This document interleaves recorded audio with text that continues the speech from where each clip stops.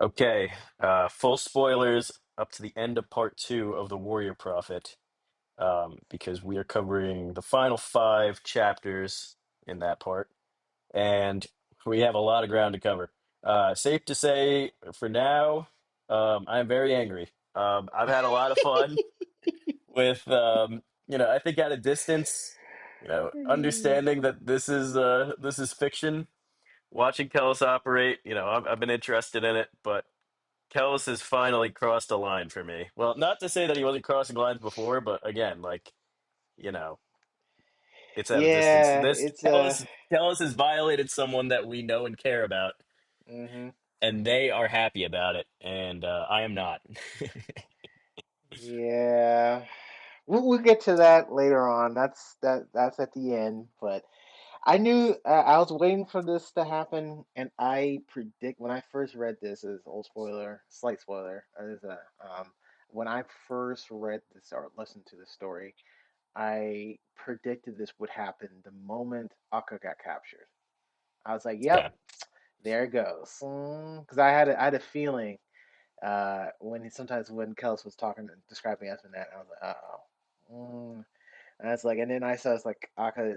Okay, nothing would happen if Akka was still the picture, and then he got Cash said, "Yep, that's a wrap." I mean, we'll have to get the thing is like I'm still trying to unpack like why he's doing this.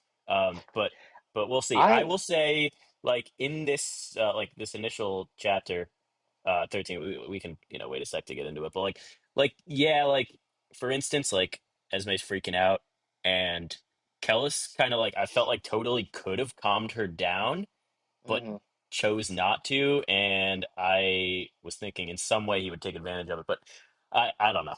So sorry, you were gonna say something else about it? I said when he said I don't know why he did this, and honestly, even reading the rest of the series, I don't know why really. All right, I Maybe have a it'll few jog my memory throughout. theories. Yeah, we'll get to that, but that is four chapters ahead. For now, we are on chapter 13. And yes, as of right now, we are fresh off Akka being captured. I think it opens with Esme waking up. She gets the news from Kellis. The library is burning. Akka's gone. She's not the only one upset. Zynemis goes over to Proyas. He's just begging him to parlay with the Scarlet Spires about it. Proyas will not budge. And he feels like he's being tested as, Zynemis' friend basically abandons him on these grounds. But, the choice was either stand with the abomination, or stand strong, right? And I think Yeah, and it's religious. kind of implied, also to jump, ahead. It's basically kind of implied that Proyas might have actually given Akka up because he needs the Scarlet Spires to be pulled into battle finally. Hmm Um, but yeah, Esme is down bad. She's trying to. She obviously does not have direct insight into how aggressively Zynemis was begging Proyas to get Akka back, so she's trying to pander to him. She actually offers to, sleep with Proyas if that might sway him. And like I said, yeah, Kellis is kind of just like, yeah, this sucks, but what can you do, where I feel like he definitely could have managed to, as we know, he can basically put anyone in any sort of mental state that he wants. Basically. He could have made his reassurances. He did not. So, yeah. So, Zynemis ends up going off with his men after Akka, and Esme kind of just sits back, feeling helpless and alone. So that's where we leave her for now. Um, now, we got some battle strategy coming up because the next two chapters are going to be pretty battle heavy. So essentially, the state of things are they're on the river Sempis. That's the name. Yep, yep, yep. Um, yeah. So Scaris of um, the why am I blanking on what the other side is called right now? You know who I'm talking about, the Yeah, non yeah, I Nwithy. know. Yeah, so he's abandoned like the northern bank, burned all the ships up there. He's left some Clean up. resources around. Naira speculates this might be to slow the Holy War down, make them complicit. Um, and we know how Naira operates. He is scolding Proyas for not thinking, the strategy here is to think meta, sort of about not only fandom strategy and motives, but like why they're doing the things that they're doing, what they're trying, what their battle strategy might want to indicate to others. Because we know he sort of frames war as understanding what your enemy is trying to tell you and why. Almost sort of echoing, Confucius has this sentiment of war being intellect. Right, so that kind of idea. And he goes on to have a leading voice at the next war council where we're giving him the charge, right? Um, and then, as much as the Enrithi are now respecting him and listening to him, he is most certainly not considering himself one of them. So we see him off on his own, as he is wont to do, and yeah, his thoughts are kind of drifting around. Some of the highlights there, though, are at one point he's thinking about his father, and interestingly, as he thinks about his father, his thoughts then drift to Kellis and Serway. And then next thing you know, he's prancing around a village on a reckless killing spree, inviting people to murder him. So, Yeah. um, yeah, the point Kellis has his attention, as in the subsequent councils and interactions that follow. Um, and now you're always frustrated. So he feels sympathy for the Enrithi under his sway. Um, there's a great line I'll have to find in a second. I think about how people look at. I'm not sure if that was from his perspective or maybe Proyas's, but uh, a great illustration in there about how people look at Kellis that I thought was great. But um, he also feels some sympathy for Surway and is or I don't know if sympathy is the right word, but he's reflecting on how frustrating her submission to him is, and obviously that is quite a reoccurring theme throughout this uh, second half of the part here. Um, and then yeah, he's got another interesting chat with Proyas. So yeah, first of all, Nayor's been avoiding Kellis, and it seems like Kellis has downplayed that to Surway. Um, and then on top of that, um, I think one of the more interesting bits of this was Nayor explaining his religion.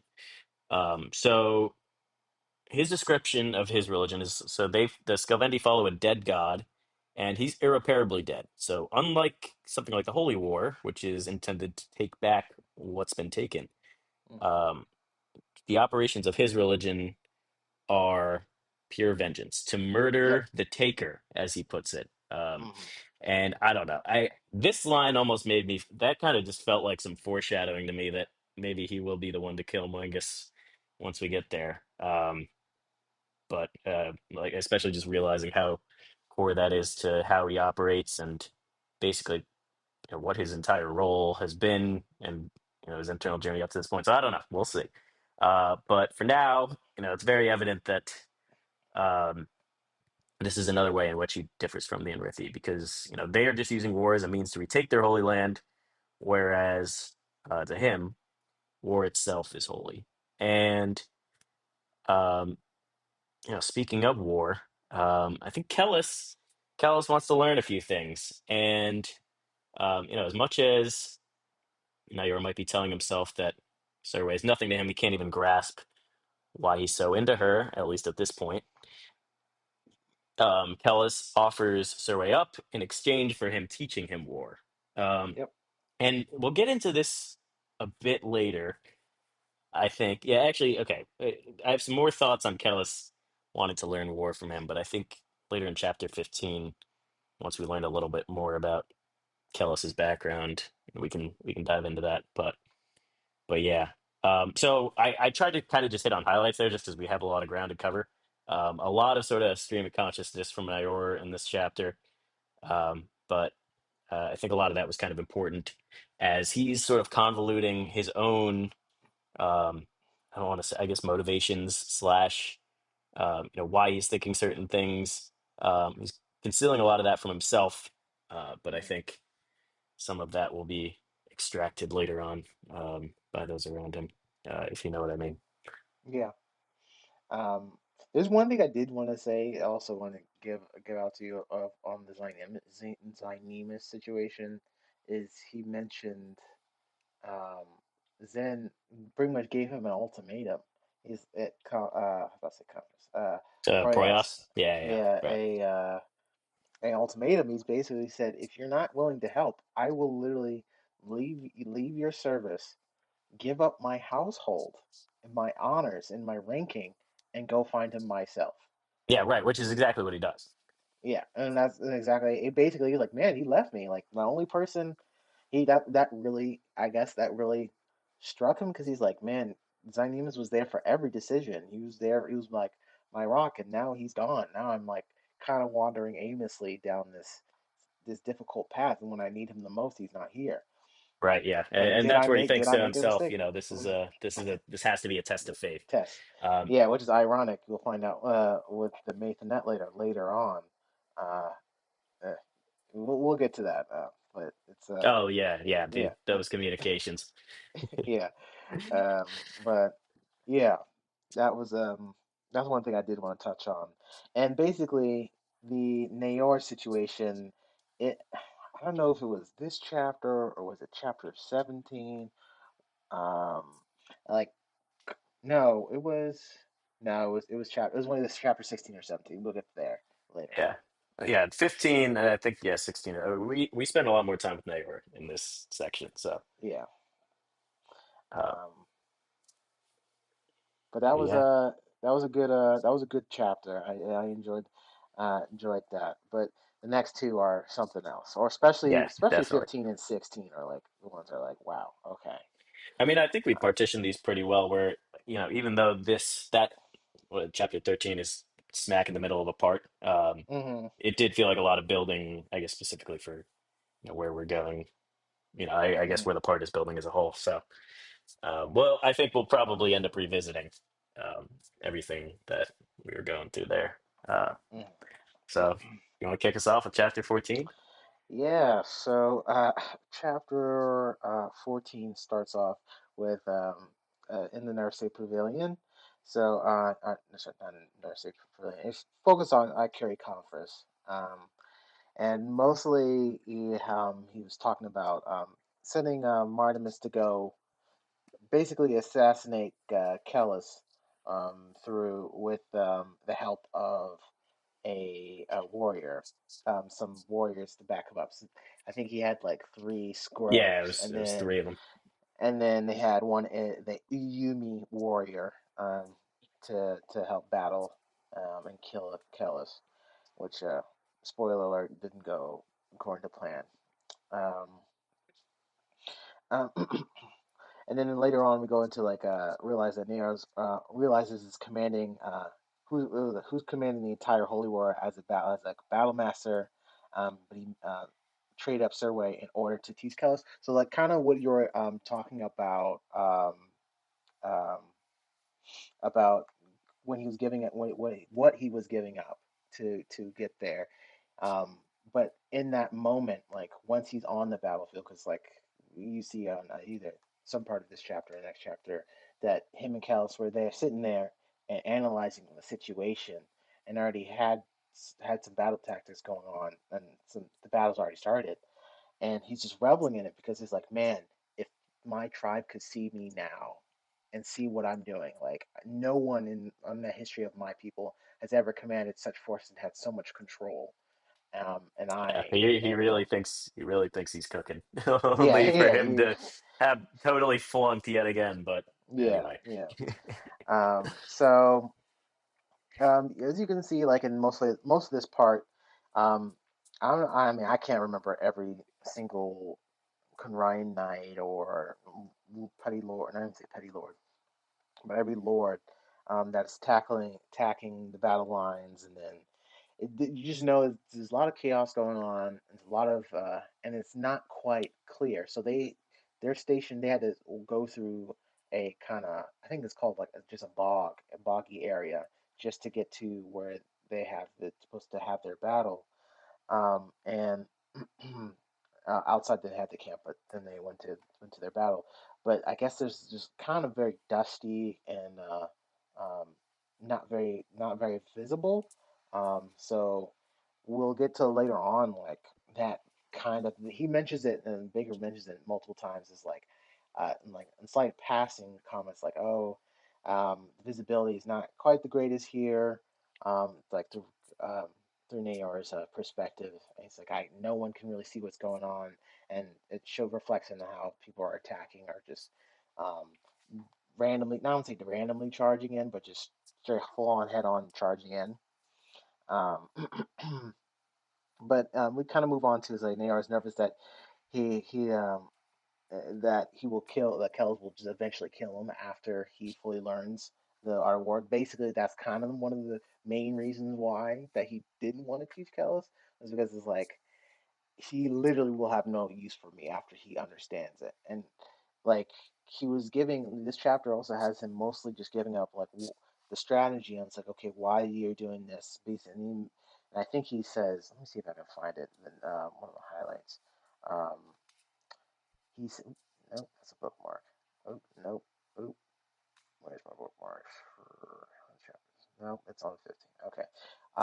He says something along the lines of like battle is like a it's like a bunch. I don't know. It's along the lines of like battle is like a set of feints. Like you're or battle is like a sense of like domination. So you're seeing if you can out dominate your opponent and put pressure on them because they both you're trying to convince your opponent that they're going to lose. That's basically how battle is, and Is you it do that here where through he says battle's conviction, or is that? I think that's the yeah next chapter. conviction. All right, so it's here. He Yeah. says it here too.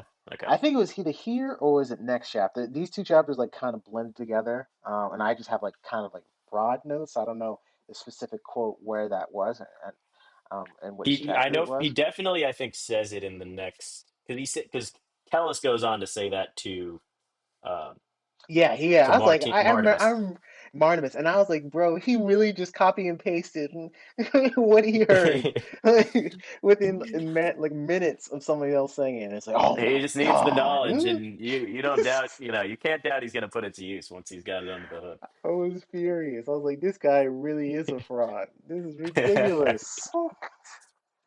But Uh, off of his lips, it sounds like it's coming from a prophet. So I know exactly. He just the mannerisms. He just has the.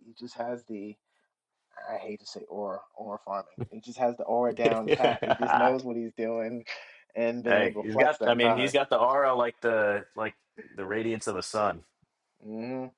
One might dare Basically, to say.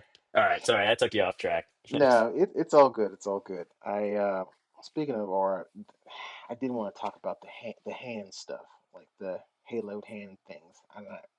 I have a theory on that, but I'll get to that maybe I don't know when. Whatever. Regardless, um, and the time, yeah, okay, yeah, it was this chapter because I wrote in my notes it said about try to convince the others that lost attacking through the flanks and overwhelming each other.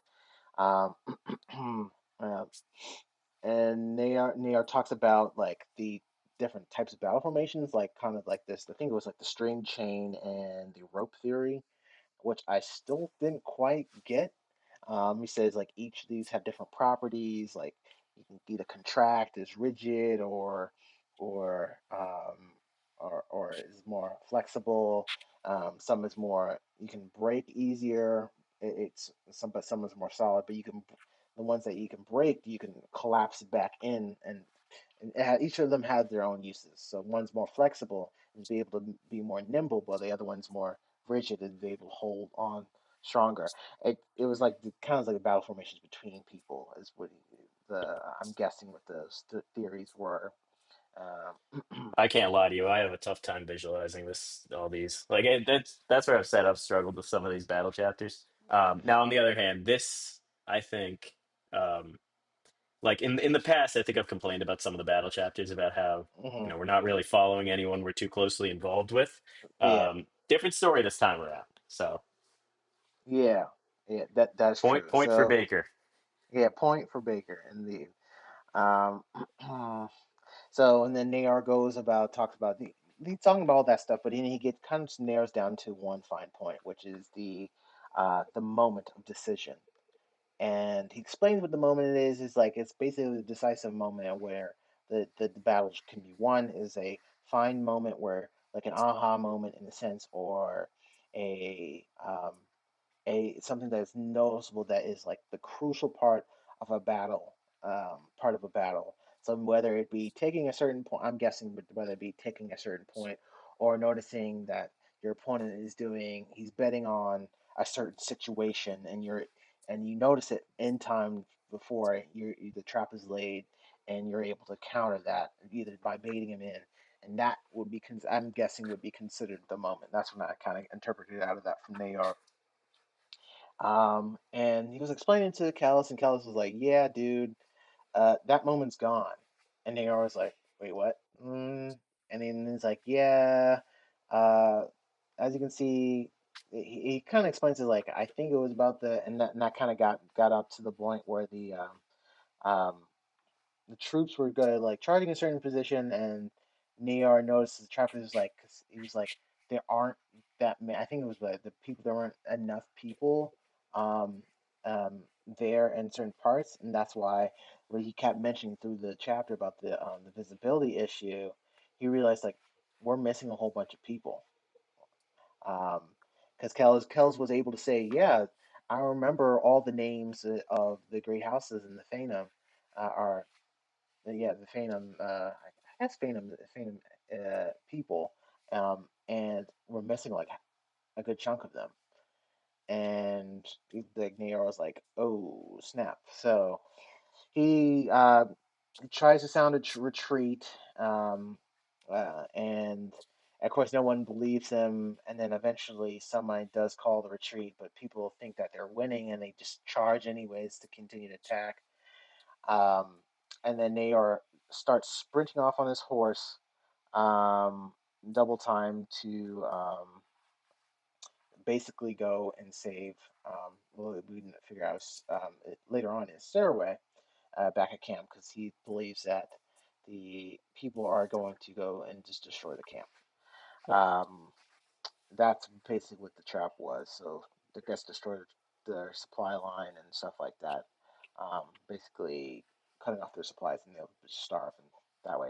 Because they said that that was another point I wanted to make. You might have to edit this at some point, but um, there was a point that Kel's and I think Naor was talking about not Sarcellus, yeah, Sarcellus, with how he wanted to prove brute. He tried to prove brute strength earlier when they first fought, um, and um, the Phanom school. Um, um, C-Sharm. yeah, the Kishan. Kisharm, yeah, Kisharm that went and got slaughtered. Like 12 of them died, with because the guys with the Kore and the Shroud Knights with the Kore went to go and charge them and killed them. Um, he realized that was a mistake. Tried to use real strength and instead of using intellect. So he decided to go through to show that he's superior through their intellect. Um, and yeah, so that was the reason why he did that kind of fake me out and try to attack the camp and try to destroy their supplies, I'm guessing, and the people there. And well, the last bit of the chapter, it goes into perspective of Martimus and his just like moral compass, and is like, why do I have to kill Kellis? He's obviously a good guy. He's a prophet. Yeah, He's sure, alive. sure. Yeah, yeah, good guy. Quote, wink, wink, nudge, nudge. He's a prophet. He's doing what he needs to do. Why can't I kill um, Naor instead? I'd be happy to. And he said he really just doesn't want to do it, and that's basically where the chapter ends. Yeah. Well, so I think you hit on the bulk, and like this is gonna, all spin into the next chapter.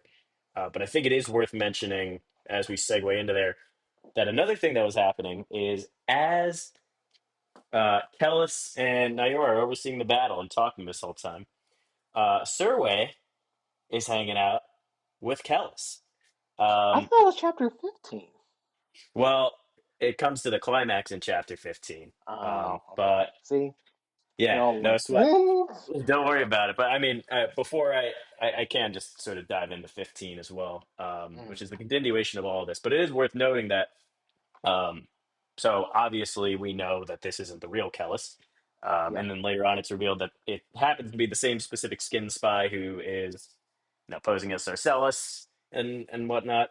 Um, but not only is he having his way with Surway, in the typical way that Kellis might, um, he is basically just trying to dissect all this information out of her, regarding Kellis, and beating her to do so. Which I think, not that Kellis doesn't have that in him, but it's not necessarily how I think he is. Tends to treat Surway. It doesn't matter. She is still just like, even though, and she senses that, Kellis might smell different or whatever. But even without the real Kellis there, his hold on her is so strong that she is just putting up with all this.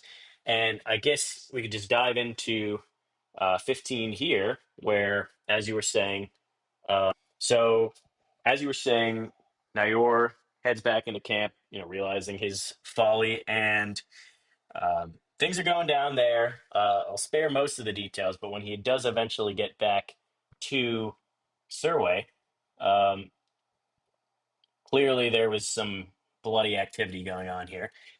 He sees Kellis, who he knows isn't Kellis, and after a bit of altercation, the skin spy basically sort of disintegrates as a skin spy might. I don't recall exactly what the visual was, but it is clear, it should be plain and obvious that this is a fake. Surway isn't having it anyway. Surway, uh, after all that, starts scolding Nayor, for not only assaulting Kellis, or quote unquote Kellis, but um, basically voices to him that she, has an understanding as to why he obsesses over her from Kellis, and why he beats her for her submission, which Naornis hasn't, necessarily even admitted to himself, as we were saying earlier. But why there sort of might be a link in his mind between his father and Surway, because he essentially sees himself in her submitting to Kellis, just like the Hmm. same way that he did to Mungus, right? Hmm. So, yeah, and he just leaves her there for now, right? Yeah, Um, basically. s- so, meanwhile, the real Callus, he runs into some trouble of his own. The assassins show up with Martimus, but yeah, Callus has no problem taking him down. Now, this Yeah. does unsettle Martimus a little bit, but Callus assures him he's fine, and they turn to the tides of battle. And here we see Callus actually reflect a bit into his past, and it appears, yeah, he might, I mean, in terms of higher level strategy, either he does actually need to learn something of that from Nayor, or he just wants to see sort of how the Skelvendi operate, or who knows exactly. He, at least in terms of sort of individual combat, has received some training. And yeah, within the flashback, we see an instructor making an analogy of people to trees, where even though trees operate at a much slower pace than humans, they do in some way fight for space.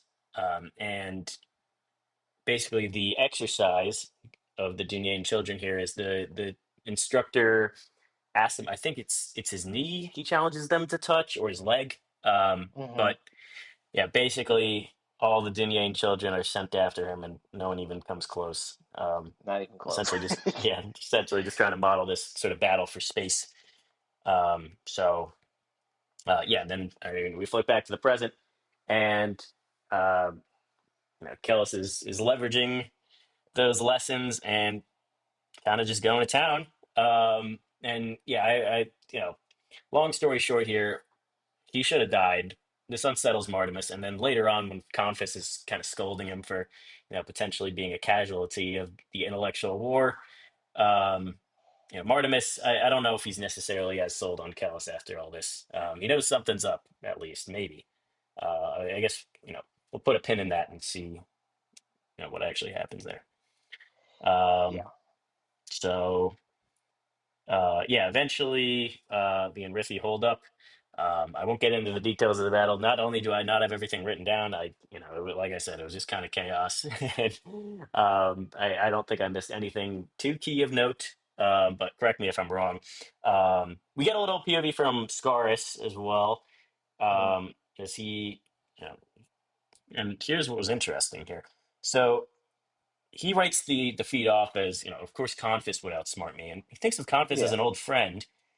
Well, And that it was his. seems That was his ward. okay. Oh yeah, yeah, all right, that's right. Well, now, so this is, you'll have to correct me if I'm wrong if this is kind of new information, but he's got communications from Zarias Yeah. that he burns up, and is that supposed to indicate something new to us? Like reassurances he's gotten? Is that was I aware of this and it just went over my head? No, I thought this was. It could be. I could interpret it in two different ways because you know that the Nansor Empire and the Phanom um, were trying to work together and collapse the Holy War. So one was collapsing it through the outside, one was collapsing it through the inside. Yeah, right. Um, Okay. Yeah, and I didn't realize that how directly they were working with each other, though, to be honest. yeah. Maybe we've hit on that earlier and it's just slipped my mind, but Mhm. So I don't know. So it could have been that letter could have been a sign of a letter could have been like a yeah, sorry, buddy. We're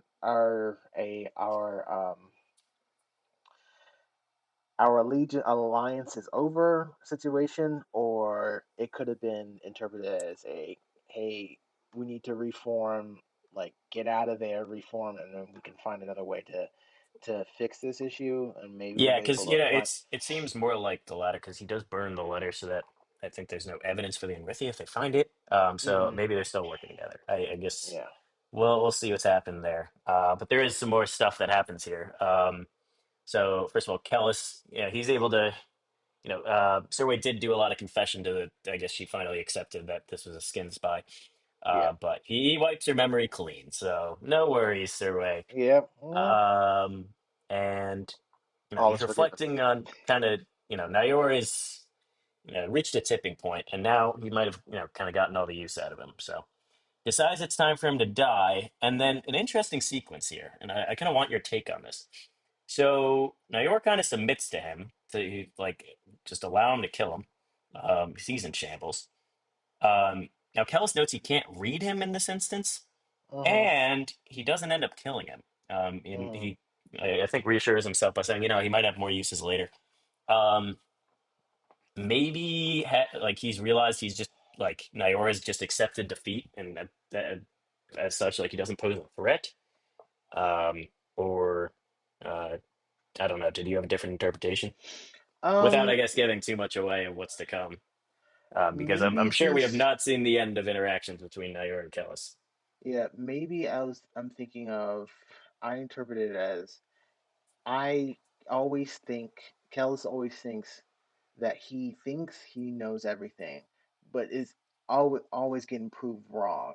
Or he thinks that he has the information to make complete and perfect decisions, but not all the time. That not everything that he was told or he knew ahead of time was actually accurate. Like he always believes that he always thought that magic or like any type of sorcery didn't exist. But then boom, the non-man at the beginning of the book shows up and just launches him through the forest, and he's like, Oh, oh you mean in snap, like the prologue? Yeah. yeah, All in the right. So prologue. he's a man willing to iterate on new evidence. I Yeah, guess so it's he's one like, of those type of maybe situations.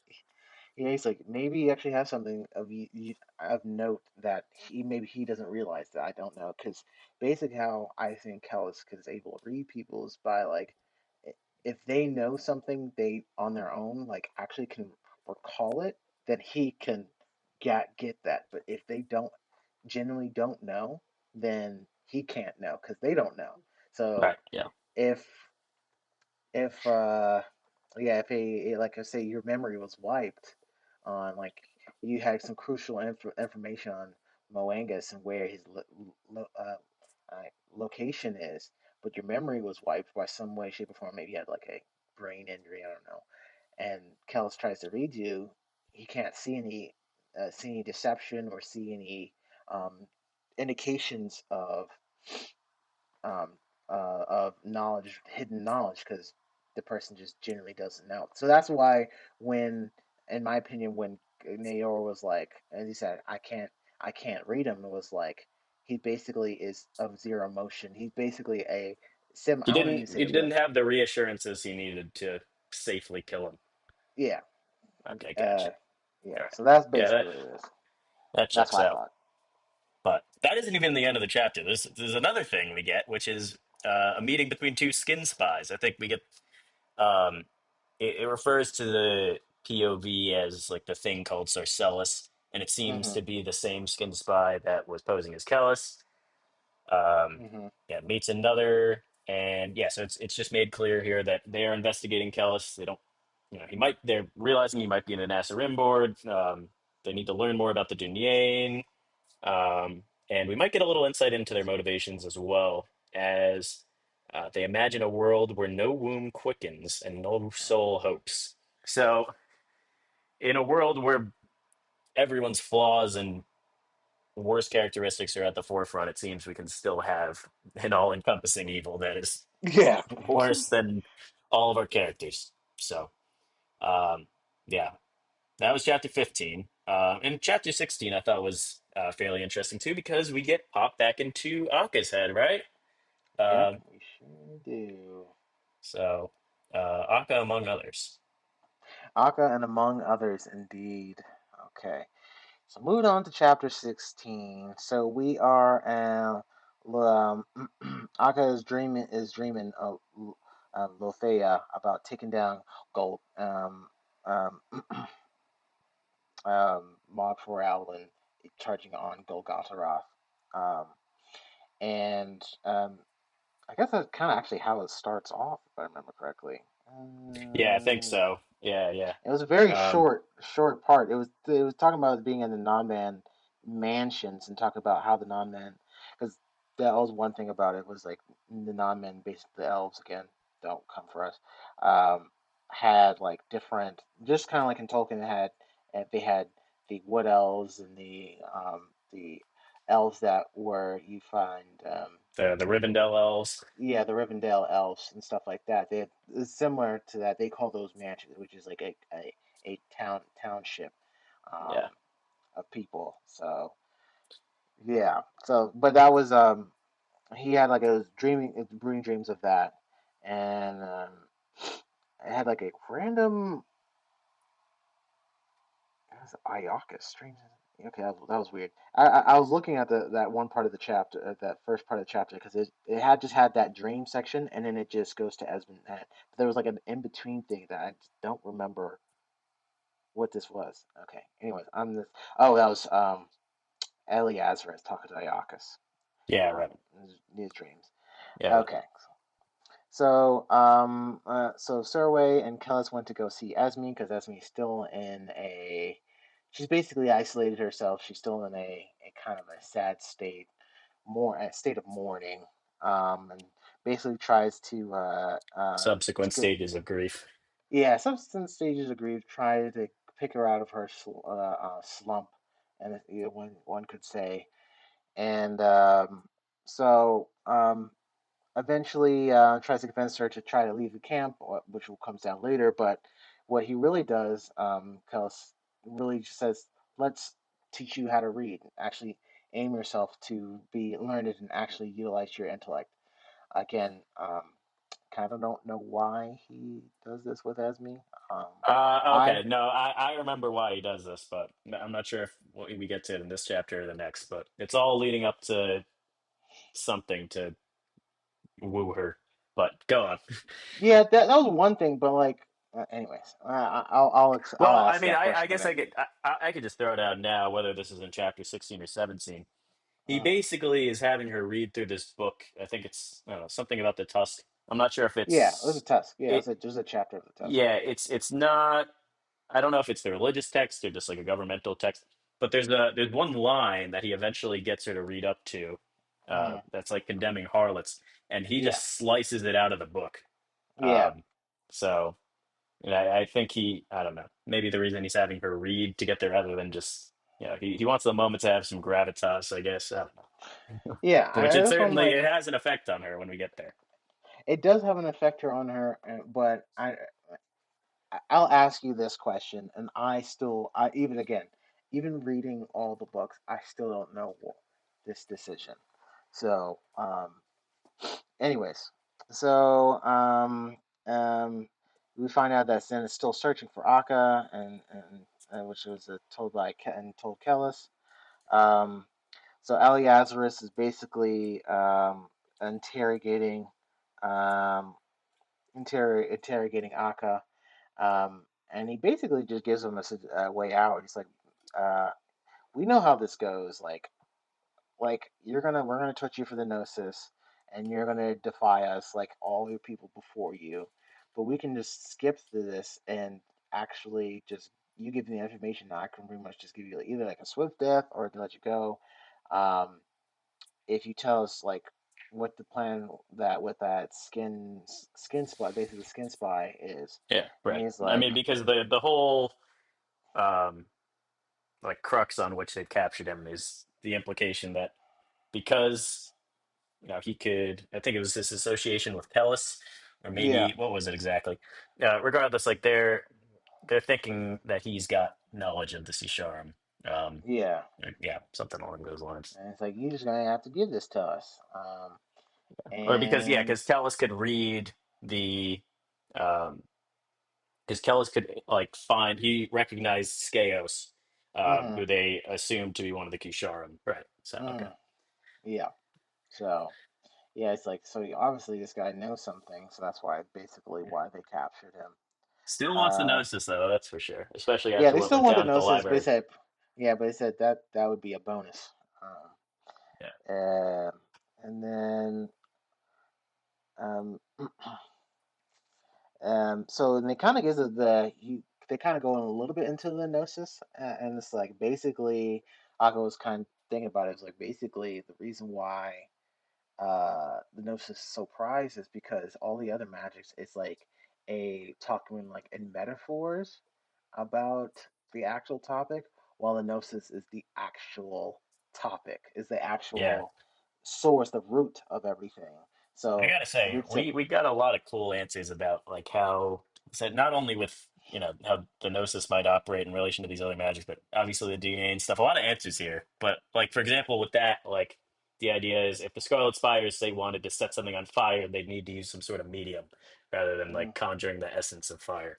exactly. So basically, exactly like that. So instead of saying, okay, a drag, trying to describe a dragon, you say they instead of saying dragon like the Gnosis would say, or uh, a let's say like you said for fire, the Gnosis would say will just say fire, while the I'm guessing like the Anagalic schools, so whether it be the Imperial Sake or the Scarlet Spires or the Mysunse, they see how can I remember those, but I can't remember the scores. Anyways, they but they'll say leathered dragon wing with scaled head shoots out magical flame to to to to to get the same effect, and it'll be weaker because it's not they can't quite explain the part that they're trying to get, which is fire, but it still can get the job done. But while Gnosis is just pure raw essence, the source, the actual exact description of the thing that they're trying to do. So that was cool, and I was like, I actually kind of like that. So that's why um, a lot of the schools is like I think what at least Aka was talking about that what could somebody like with Kel's intellect do with the gnosis because he can interpret things and maybe able to get even further down into certain essences and be able to interpret different things. So that's why he's like, man, having his intellect in this would be quite scary. Um, so we find out that like Iacus, I don't want to say drug addict, will, but he is a drug addict, but will do the torturing of Akka just to get the information. So Akka is mentally preparing himself for that. and then we jump to Kellis. And you notice there's one part of it that I wrote out. Um, is when Esme is going through Esme's perspective, and when people start calling Kellis like the warrior, calling him a prophet, he no longer denies, no longer fakes the fake being humble. He just says, he doesn't say anything, but he no longer denies that he's a prophet, and that was I thought was like a key moment of him assuming the role as a warrior prophet, not faking the role now. So that was one thing I noticed to that part. Um, so again, Esme at this point, Esme is still thinking about Akka being dead and how she constantly is being tortured, tortured for her joy. It's like she's basically, why is it always me that has to lose everything? First, my daughter, now it's Akka. Like I could, those are only two loves I've ever had in my life, and both of them were snatched away from me. Um, Eventually, Kells was able to convince Esme to come to the camp and stay with them, and officially leave where Akka was, because she was afraid to, if he did come back, like well, he wouldn't be able to find her. But he was able to convince her, much to our dismay. Um, and then you see that Esme's and the Survey's relation can be kind of a little bit competitive in certain instances, but also she looks out. They look out for each other in certain ways. It's Survey was scared uh, that she doesn't take Kels away from her, which we'll get into a little bit into that like later on, and I think chapter 17. Um, Mhm. or, um, but Esme pretty much assures her, says, "Don't worry, there's nothing going on. I will always love Akka. Like me and Kels are just friends, right?" Smile. Um, and then at one point after the conversation, Sarcellus comes to see Esme and to tell her to leave Kellis. And he basically assaults her. And once he kind of lets a little bit of her go, she screams at the top of the lungs, and he disappears into thin air like a ghost. And people come charging, and they try to report it, but he's like, well, he's a Shroud Knight, so he can get away with these type of things, and so he basically gets away with it. Um, so then Esme talks to Callus about not telling Akka about Inrao and how she feels guilty about it. Callus said she couldn't bring to her offer up all of her because she was afraid he couldn't handle the truth. Basically, like if she had told him that of Inrao and if everything like the Sarcellus stuff, like he would just leave her, he would become like what everyone else becomes to her, does to her, and just kind of shames her and not love her. And she just got desperate, not desperate, what's the word? Um, petrif- Petrified of that situation from occurring. Um, uh, and, uh, um, and then I think the last bit of this chapter, um, oh, so yeah, so this chapter also does have that part that you were talking about with the um, Cal's teaching her how to read, and she ripped the page out and throws it out. Okay. So that was towards the end of this chapter, and it pretty much gives empowerment. Just like, man, the words are just words. Only people give them power in a sense. So Okay. you're just like you can you pretty much can say what you want to say in these books. So just like don't don't give them power over you. Basically, that's kind of how I interpreted it. So then we go into Nayor and he's thinking about Moangus and his love for him. Um, and then also the condemnation of being gay and betraying his tribe for a lover. So like I think it was um, how basically how his uncle and everyone in the Uchtama tribe was treating him when they saw the way he was looking at Moangus after he was being seduced, and um, how superior he thought he was compared to everyone, like we thought said in the first book, and he's just reflecting on that. And I think that's basically how the chapter ends off, if I remember correctly. I am trying to remember exactly. Because I mean, yeah, the like the last chapter, I was kind of just so flabbergasted with where we ended up, that like what kind of what I wrote down as like the main talking points for it were essentially where we ended up. So I don't remember exactly where we ended up, but that sounds about right. Oh, sorry. There was one thing. A man goes up to Nair. That's why were having this that recollection. I didn't write that down. And basically, yeah. So you're the guy that brought our prophet here, and he was like, "No, I'm not one of you guys. I'm not a follower. I'm a man. I'm of the people." Um, and it's reflecting on what he said when, yeah, I think Monica says you're more than the people. He said, "No, I am of the people." Mhm. And he scares the dude runs away, and then he's just like kind of broken in a sense, um, and tries to like kind of recover in a sense. So I don't know. Yeah, That no, was pretty you're. much it. It's Uh, interesting how basically from the get go with him, you're he is just the absolute worst. Yet at the same time, like it's essentially impossible to sympathize with him just because of who he is and how he acts. But then oh yeah. but he is really going through the ringer here, and it's Mm. I don't know, it's mixed feelings following it. Even though I think net, I still kind of despise him. Oh, of course. I But don't know. Well, actually, I know somebody that loves him, but or all said right, that well, he was one of his favorite characters, at least at the beginning. oh jeez, Louise, yeah. Well, that would Mm. not be me. But you know who has been my favorite throughout all this, as we were hitting on earlier, at least the most fascinating to watch. And I can. I said this earlier, but I have never been more upset with Kellis than with where we end up here. So, yeah, I mean, we've been going for quite a while, so I'll try to keep it slightly brief here, but there is kind of a lot to unpack in terms of where we end up with Kellis here. So I will Mhm. say, coolest part of the chapter is we get another DNA flashback. I'm jumping around. This happens later in chapter 17. Yeah.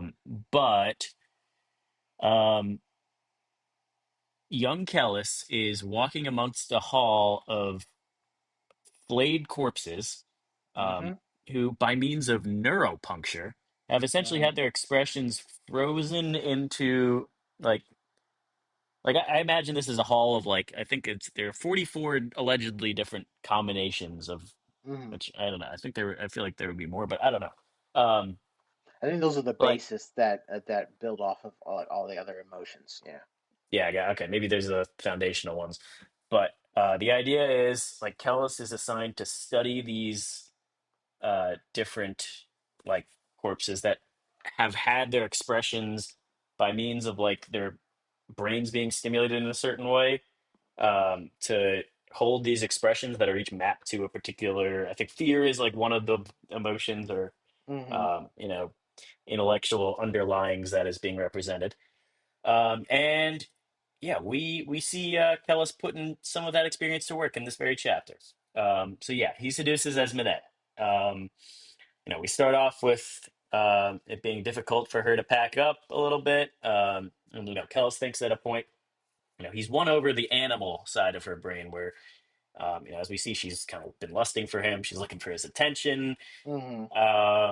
It takes a little while for intellect to let go, but by the end, Hmm. they're doing it. So I think basically the first thing I wanted to spell out here is like she is, quote unquote, consenting to this, but this is assault.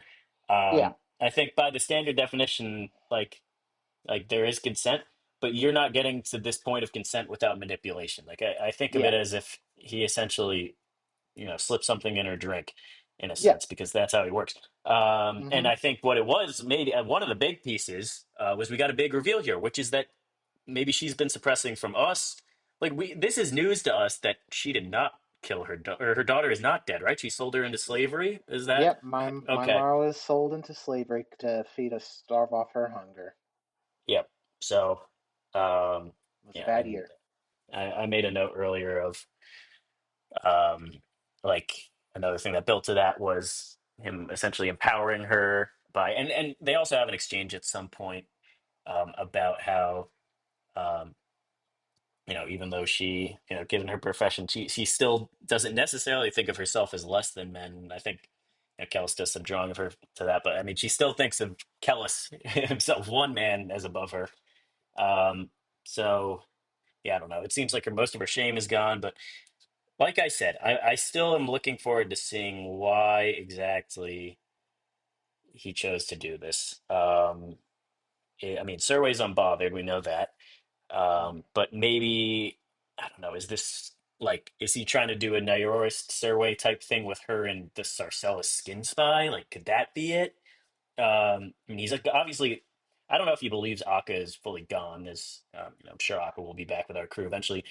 Um, but like he has Akka under control already. Like it's not like he mm, needs to manipulate Esme for that purpose. mm. So yeah, I don't know. We'll see. Um, I Do still you, don't do know. okay, yeah, I guess we've kind of bounced around about this.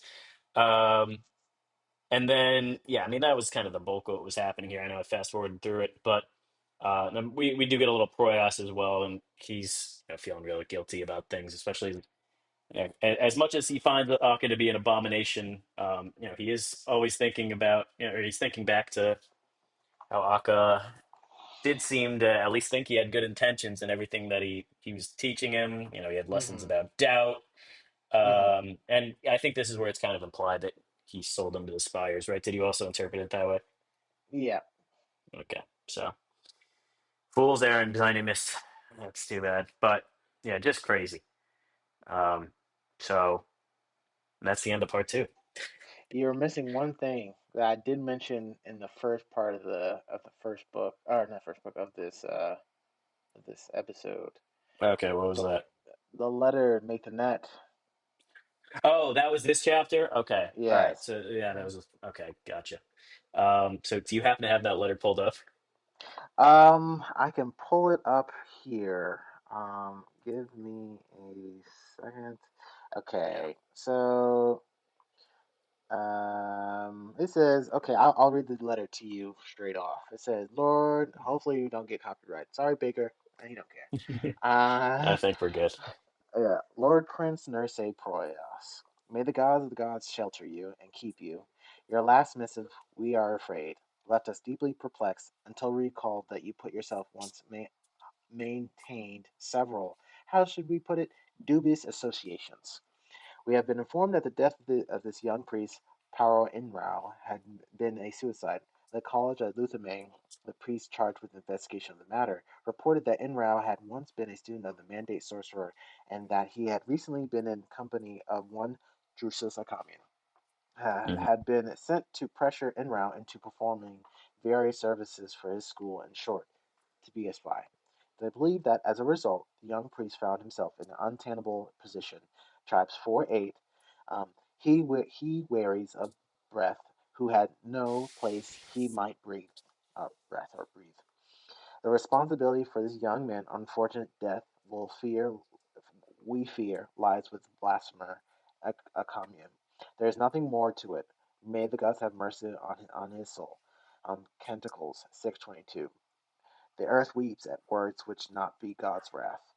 But as the missive left us perplexed, we fear that his missive shall leave you equally baffled. By allying the holy war with the Scarlet Spots, we have already asked much of in way of compromise with pious men. But in this has been clear, we pray that necessity forced our hand. Yeah. Without the Scarlet Spires, the holy war could not hope to prevail against the Kisharim.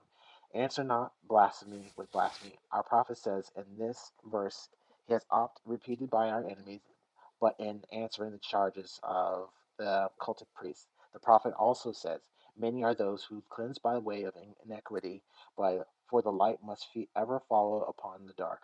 If it is to be light and holy, and must every follow upon the wicked, if it's to be holy, sorry. So that the holy war must fall upon the scarlet spires, if it is to be holy. Scholars 1-3, let sun follow night, according to the arch of heaven. Now we must ask a further compromise of you, Lord, in our state prayers. You must do everything in your power to assist the mandate schooling. Perhaps this might be difficult as we fear, since this man was once your teacher, and I can say the Aknesis, yeah, sorry, Aknesis. I don't know. I do. Which call reading. I do The immersion reading. immersion reading, and I still can't. Anyway, Aknesis. But we know This the is the depth of the pencil. piety. I know. But we know the depth of your piety, and unlike the greater compromise we have forced upon you with the Scarlet Spires, and there is no necessity that we can cite that might give comfort to heart made restless by the company of sin. Henterach, Henterates, yeah, Henterates again. Jesus. Um, no, Serjanus. It took me a minute for a second. Serjanus, sweet Serjanus. Henterates 28:4. I ask of you, is there any friend more difficult than the friends who sins? Assist Drusus a common Proias, though he's a blasphemer, for in the wickedness the holy shall also follow. Everything shall may be made clear in the end, and it shall be glorious. Scholars 22:36. For the Yeah. warring heart become weary, and will turn sweater laborers, and the peace of dawn's rising shall accompany men throughout the toils of the day. May the God in all his aspects shelter you and keep you. Nathan Yeah. Edwards. So he writes back that Akka is dead. Now, Yeah, what is interesting here is, I'm not sure when this was written. Um, I now, if Mathanet is associated with the console, then it's interesting to. I don't know. I like in terms of his motivations of keeping Akka around. Is that because they knew he was serving Kellis? You know, today I'm sure it's not that they need his sorcery for the Holy War. I mean, maybe, but um, yeah, an interesting tidbit that I'm sure we'll circle back to eventually. Uh, yeah. so, but yeah, I'm hoping we get some more answers in part three. But I think we got a fair share this time around. But I don't know. I want Akka back, and I want to see how he's going to react to all this. Oh man, yeah, yeah. Well, I guess we'll find out. Um, We will find out. Hopefully, I will neither confirm nor deny what happens next. well, we covered a lot of ground today, but join us next week to start off part three. We have two more episodes left in the Warrior Prophet, and then it's on to the Two more Thousandfold Thought. episodes. Two more Yeah, episodes. What are you talking about? Two more episodes? for the Warrior Prophet for this book. Right? Because the next Oh yeah. part's Wow. Yeah. It's eight only. chapters. Yeah. Wow. Yeah. You're right. Why did I think it was like five parts, not three? See, Well, because this the is why last book Dave's was on me. five parts, but we are doing a part per episode. Yeah, we're Oh. close with this Okay. one. Yeah. Okay. Yeah. So yeah, two more episodes. Yeah. You can just ignore me. See, that just shows you I'm just along for the ride. I take my notes, I forget them, and then I come back and I say, "What happened again?" And I try to read off my little bullet points. I was like, "Oh yeah, that sort of happened," but I didn't go into detail enough at the time because I was too busy Well, reading. I certainly couldn't have ripped Nathanette's letter off the dome, so That was not the dome. I was reading it no, I from. know, but that's what I'm saying. You come with what you need. Where we've have the after If I had resources. memorized that speech, that would have been crazy. That letter would have been crazy. I'd been like, "Holy moly!" I'm in Yeah, the wrong industry of work, line of work. yeah, yeah. You don't have the Dunyan training to get Oh, if I something had like the that real Dunyi quick. training, dude, I would be, I'd probably be a billionaire, and I probably wouldn't have to work a day in my life. Well, I just hopefully doing convince better people to things give than me money. Kellis. I just convince people to give me money, and I'd be on the beach somewhere. Part three next week. Yep. See y'all.